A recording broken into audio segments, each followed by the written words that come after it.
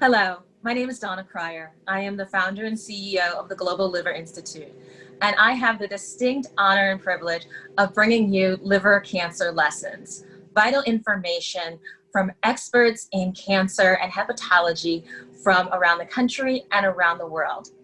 Today, we'll be talking with Dr. Amit Singal, who is the medical director of the Liver Tumor Program and chief of hepatology at the UT Southwestern Medical Center.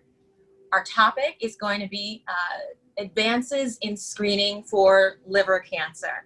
So Dr. Singal, thank you and welcome. Thanks, Donna. Excited to be here. So what does liver cancer screening look like now, and what is on the horizon? Yeah, so, when we talk about screening for liver cancer, we're primarily talking about hepatocellular carcinoma. And what we do right now is we perform liver cancer screening using abdominal ultrasound and a blood test called alpha-fetoprotein, and this is done every 6 months. And this recommendation is actually agreed upon by professional societies across the world, including those from the United States, Europe, and Asia.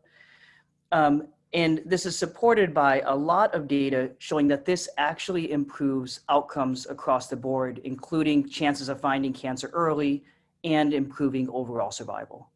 So it's the best test combination that we have currently. However, unfortunately, this combination still misses over 1/3 of liver cancers at an early stage, which is by far the most important thing because that's what allows us to do curative therapies like surgery, local ablation, and this is one of the most important drivers of long-term survival. So even though it's the best test, we clearly need to do better.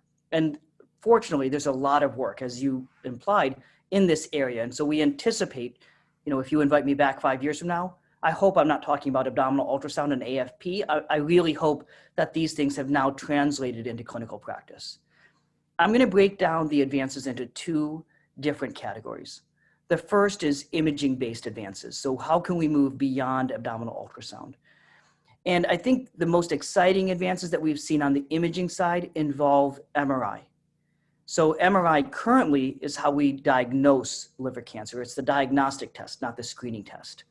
And the reason why this is organized this way is because an MRI is a 45-minute exam. Anyone who's had an MRI knows that it's not the most pleasant test in the world in terms of going into a tube and staying there for 45 minutes. However, now there's been advances that have shrunk that in scanner time. So the amount of time that you need to be in there to actually be only 15 minutes. And so by doing so, you make it much more feasible, you make it much more patient-friendly, which obviously is very important. And so when we do that, there's data suggesting that this can actually increase the chance of finding cancer early from 65% all the way up to the 80s. So much better. Of course, now we have to work out different things like, validating this in large cohorts. We have to work out reimbursement structures so patients aren't paying lots of money out of pocket. And once again, we have to work out the other logistics. But exciting data, and I expect to see this modality continue to be evaluated over the next several years. The one that I'm by far more excited about is blood-based biomarkers. So how can we make this, when you come in to see me in clinic for your cirrhosis, that I can just do a blood test and we can do screening that way, because that is very convenient for patients. That's very easy for providers to build into their clinical workflow. And this is something that we've seen a lot of good data coming out for. There are good biomarker panels, and those can actually be involving different tumor cancer proteins.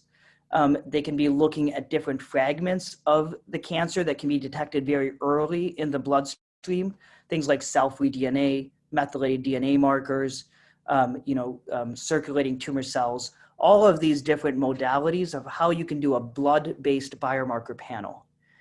Once again, the exciting thing is the early data, and that's unfortunately where we are. It is relatively early data.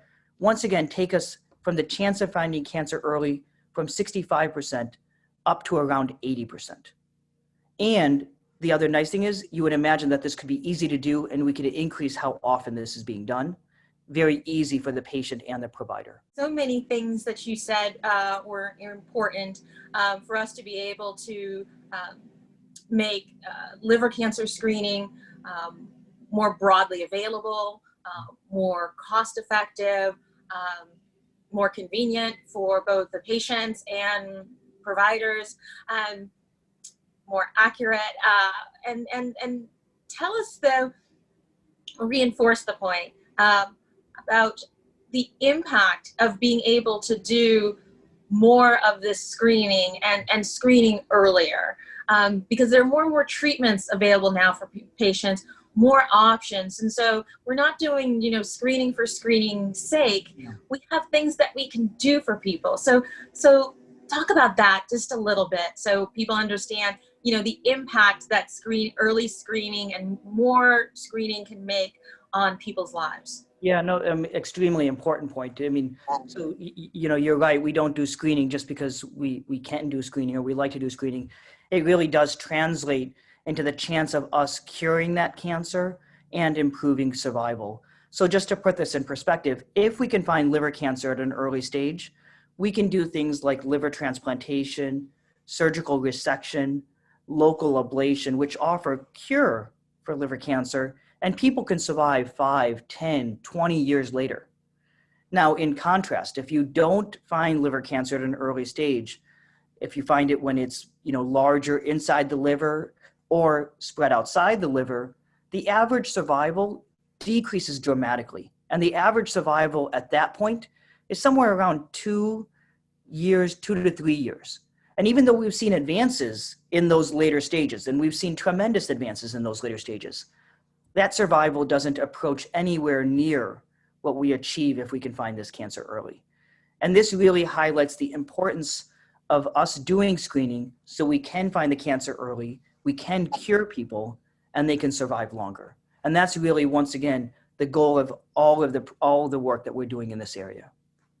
It's certainly the goal of the GLI Liver Cancers Council, of which we are so honored that you are a part of, and why we have a global proclamation to double the 5-year survival rate for liver cancer above the 18 to 25% that it is right now. So far below so many other cancers.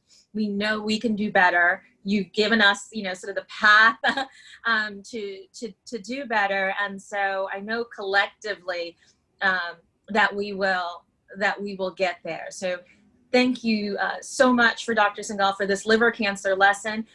Thank you to everyone who's participated in our October is for Livers campaign, and there's more information on our website at globalliver.org. Thank you. Thanks for having me, Donna. And once again, excited to work with GLI on this important effort.